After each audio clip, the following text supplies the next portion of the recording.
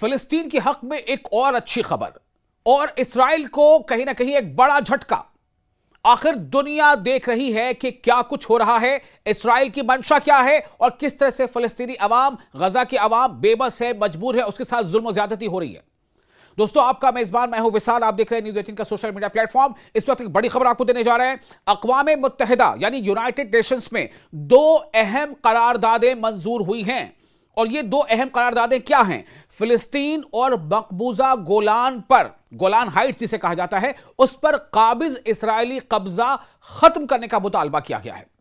एक बड़ी खबर है। अक़वाम मुत्तहिदा की जनरल असेंबली ने फिलिस्तीन और मकबूजा शुमाली गोलान यानी नदन गोलान हाइट्स शुमाली गोलान पर काबिज इसराइल के गैर कानूनी तसल्लुत के खात्मे के लिए दो अहम करारदादें मंजूर कर ली, जो आलमी बिरादरी की सतह पर फिलिस्तीनी कॉज और अरब हुकूक की दोबारा तौसीक की हैसियत रखती हैं। यह बहुत बड़ी बात है। अब इस पर कौन अमल करे ना करे ये दीगर बात है, लेकिन इस बात को मान लेना, इसे तस्लीम कर लेना कि इसराइल ने कब्जा किया है, इसराइल काबिज है, उसने ऑक्युपाई कर लिया है, उसने जबरदस्ती कब्जा किया, उसने किसी का हक मारा है, उसने किसी का हक छीना है। यह बात यहां सामने आ रही है। तो यूनाइटेड नेशंस की जनरल असेंबली ने फिलिस्तीन और मकबूजा शामी यानी सीरिया, शाम कहते हैं सीरिया को, तो शामी गोलान पर काबिज इसराइल के गैर कानूनी तसल्लुत के खात्मे के लिए दो अहम करारदादों को, रेजोल्यूशन को मंजूर कर लिया है। अब आपको बताते हैं इसकी पूरी डिटेल क्या है। फिलिस्तीन से मुताल्लिक करारदाद मंगल के रोज जिबूती, उर्दन और इसके साथ ही साथ मोरितानिया, कतर, सेनेगल और रियासत फिलिस्तीन की जानिब से पेश की गई थी।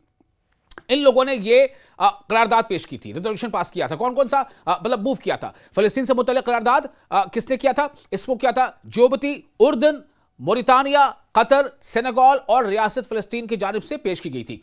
इस करारदाद के हक में 151 ममालिक कहते हैं कंट्रीज के प्लूरल को, यानी मुल्क का जमा ममालिक, 151 ममालिक ने वोट दिया, जबकि सिर्फ 11 ममालिक यानी 11 देशों ने इसकी मुखालफत की। अब आप सोचें कितनी बड़ी जीत है। यह एक मोरल विक्ट्री है, यह मोरल विक्ट्री है फिलिस्तीनियों की। इसका मतलब यह है कि दुनिया जानती है, दुनिया में रहने वाले लोग जानते हैं कि चूंकि फिलिस्तीन के साथ लगातार जुल्म हो रहा है, बर्बरियत हो रही है, इसलिए हर ज्यादातर मुल्कों में जो आम लोग हैं, जो कॉमन मैन है, वो सड़कों पर आ गए। उन्होंने अपनी हुकूमतों पर दबाव बनाया। इसका नतीजा यह है कि हुकूमतों ने इस तरह का फैसला दिया है। फिलिस्तीन से मुतल्लिक करारदाद जो रेजोल्यूशन था, उसे जिबूती, उर्दन, मोरितानिया, कतर, सेनेगल और रियासत फिलिस्तीन की जानिब से पेश किया गया था। और इस करारदाद, इस रेजोल्यूशन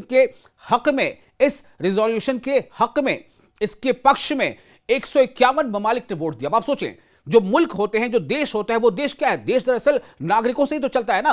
तो इसका मतलब क्या है कि 151 मुल्कों, 151 देशों के लोग भी ये जान रहे हैं कि फिलिस्तीन के साथ जुल्म हो रहा है और जालिम कौन है? इसराइल। ये उनके इस वोट से पता चलता है। तो उन्होंने माना 151 देशों ने इसके हक में वोट दिया, फिलिस्तीन के हक में वोट दिया और इसराइल के कब्जे के खिलाफ वोट दिया, जबकि सिर्फ 11 मुल्कों ने, सिर्फ 11 देशों ने इसकी मुखालफत की, जिनमें काबिज इसराइल और अमेरिका सबसे नुमाया है। अब आप सोचें, हर बार जब ऐसी कोई बात सामने आती है तो उसमें अमेरिका इसराइल के साथ खड़ा नजर आता है। यहां भी 151 देश एक तरफ हैं, वो इसराइल के खिलाफ, इसराइल के कब्जे के खिलाफ हैं, फिलिस्तीनियों के हक में है, लेकिन इसराइल के साथ साथ अमेरिका उसके साथ खड़ा नजर आता है और अमेरिका उन 151 देशों से अलग है। क्यों? क्या इसका मतलब यह है? क्या यह एक तरह से अमेरिका दिखाना चाहता है, दर्शाना चाहता है, बताना चाहता है कि वो चूंकि ताकतवर मुल्क है तो वो जो चाहेगा वही होगा? अमेरिका सबसे नुमाया इसमें नाम है। जो 11 देश जो इसके खिलाफ गए वो कौन है? इसराइल और अमेरिका उसमें शामिल है। अब आपको आगे बताते हैं, इन दोनों ने दरअसल इसमें हिस्सा ही नहीं लिया, यानी ऐसा नहीं है कि उसके खिलाफ वोट की। तो पूरी बातों को बता रहे हैं कि जो इस करारदाद के हक में, यानी कि जो फिलिस्तीन पर कब्जा है, उस इसराइली कब्जे को, फिलिस्तीन पर इसराइली कब्जे को खत्म किया जाए, उसे कब्जा माना गया, उसको हटाने की कोशिश की गई, उसको हटाने के हक में रेजोल्यूशन पास कराया गया। इस करारदाद के हक में 151 ममालिक ने वोट दिया, जबकि सिर्फ 11 ममालिक ने इसकी मुखालफत की, जिनमें काबिज इसराइल और अमेरिका सबसे नुमाया हैं। तो 151 ममालिक ने वोट दिया, जबकि सिर्फ 11 ममालिक ने इसकी मुखालफत की, जिनमें काबिज इसराइल और अमेरिका सबसे नुमाया नाम है। मजीद 11 मुल्कों ने वोटिंग में हिस्सा नहीं लिया। 151 ने हक में वोट दिया इसके पक्ष में, 11 मुल्कों ने इसके खिलाफ वोट दिया और 11 मुल्क ऐसे थे जो वोटिंग में उन्होंने हिस्सा ही नहीं लिया। अब आपको बताते हैं, चूंकि ये रेजोल्यूशन पास हो गया, यह करारदाद मंजूर कर ली गई, चूंकि इसके हक में वोट ज्यादा है। तो मंजूर शुदा करारदाद अक़वाम मुत्तहिदा यानी यूनाइटेड नेशंस की फ़लस्तीनी मसले के हवाले से जिम्मेदारी का इरादा करती है और मुतालबा करती है कि काबिज इसराइल 1967 के बाद कब्जे में ली गई तमाम फ़लस्तीनी सरजमीन से हट जाए। साथ ही यह करारदाद दो रियासती हल की भी हिमायत करती है। इसी दो रियासती हल की तरफ अभी हाल ही में पोप लियो ने भी यह कहा था कि दो रियासती हल ही एक वाहिद रास्ता है मुकम्मल अमन शांति का। अब आपको बता दें कि जनरल असेंबली, यूनाइटेड नेशंस की जो जनरल असेंबली है, उसने दूसरी करारदाद भी मंजूर की जो मिस्र ने पेश की थी। किसने पेश की थी? मिस्र यानी इजिप्ट ने। यह करारदाद काबिज इसराइल से मुतालबा करती है कि वो शामी गोलान की मुकम्मल तौर पर गैर कानूनी और नाजायज कब्जा शुदा सरजमीन से पीछे हट जाए।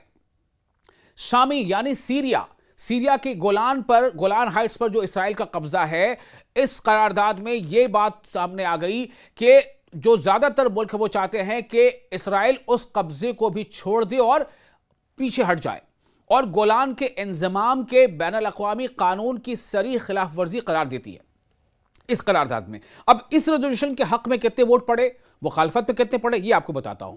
ये जो रेजोल्यूशन था जिसमें सीरिया के गोलान हाइट्स पर इसराइली कब्जे को कब्जा मानते हुए उसे वहां से हटने के हक में जो वोटिंग हुई है वो हुई है 123 मुल्कों ने, जी हां 123 मुल्कों ने यह माना कि सीरिया के गोलान पर इसराइल का कब्जा है जो गैर कानूनी है और इसराइल को पीछे हटना चाहिए। जबकि 7 मुल्कों ने इसकी मुखालफत की।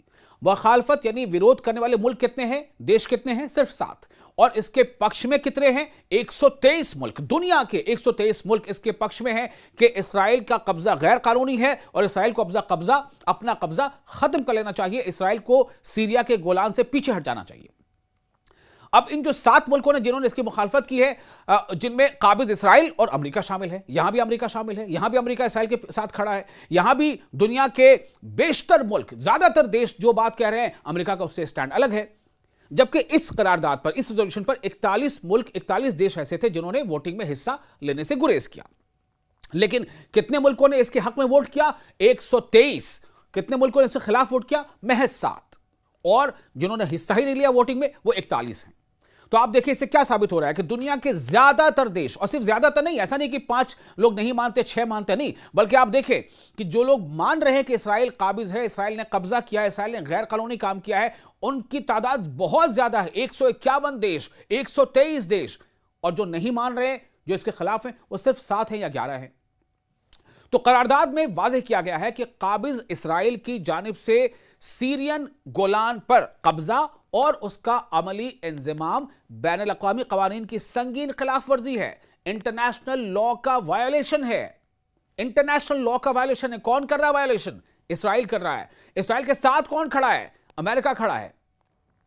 तो यहां पर यह बात सामने आ रही है कि करारदाद में जो बात सामने आई है कि इसराइल की जानिब से शामी गोलान यानी जो सीरियन गोलान पर कब्जा और उसका अमली इंजमाम बैनुल अक़वामी क़वानीन की संगीन खिलाफ वर्जी, अंतर्राष्ट्रीय कानून का उल्लंघन है और सलामती कौंसिल की सन 1981 की करारदाद नंबर 497 से बराह रास्त मुतसादम है, यानी उससे टकराती है।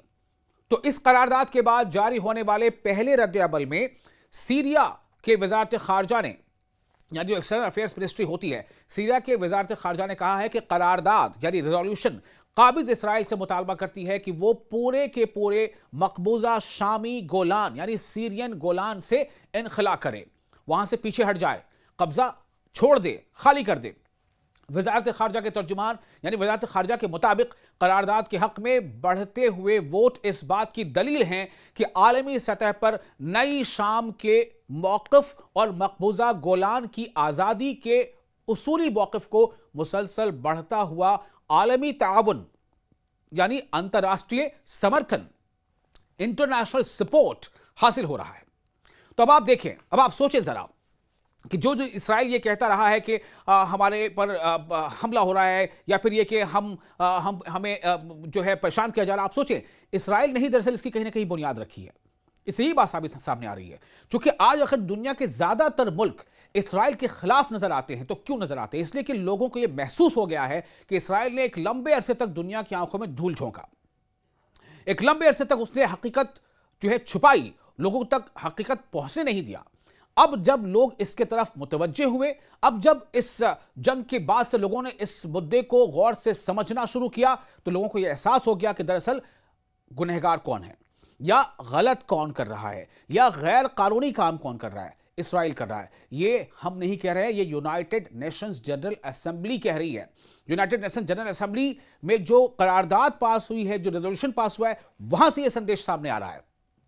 लेकिन सबसे बड़ी बात यही है, कहते हैं ना कि जिसकी लाठी उसकी भैंस। अब आप सोचें, क्या यह माना जाए कि भाई आप गलत पे गलत करते जा रहे हो, आप इंटरनेशनल लॉ के वायलेशन करते जा रहे हो, लेकिन चूंकि अगर आपके पास ताकत है तो आप सब कुछ करते रहोगे, और जिसके पास जो थोड़ा कमजोर है वो सिर्फ ये मजबूर होगा कि वो आपके जुल्म को सहे, वो आपके जुल्म के खिलाफ खुद को खड़ा करने की जद्दोजहद भी ना करे, उसके खिलाफ वो अपने डिफेंस में वो खड़े भी ना हो, अपने डिफेंस में वो आप पर जो है वार भी ना करे।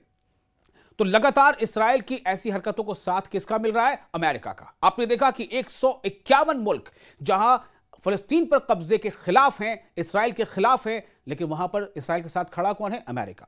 आपने देखा कि 123 मुल्क जहां सीरिया के गोलान पर इस्राएली गैर कानूनी कब्जे के खिलाफ हैं, वहां इस्राएल के साथ कौन खड़ा है? अमेरिका।